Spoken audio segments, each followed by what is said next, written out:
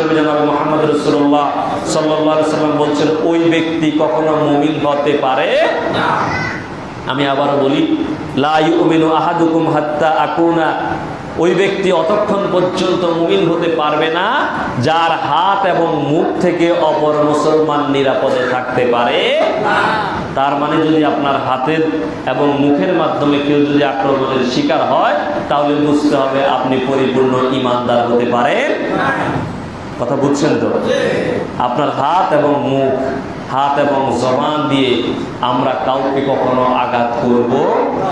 এই পরিবেশ, এই পরিস্থিতি অনেক দিন থাকবে, এই ব্যাপারেও নিশ্চয়তা আল্লাহর কাছে বলে যে এই পরিবেশে আসুক না কেন, একজন ইসলামী রাষ্ট্র, ইসলাম পরিচালনা করার মতো দক্ষ পুরুষ এই দেশ পরিচালনা করুক। আপনারা চান কিনা? সে যেই হোক, আমি বলতে চাই না অমুক হোক অমুক হোক।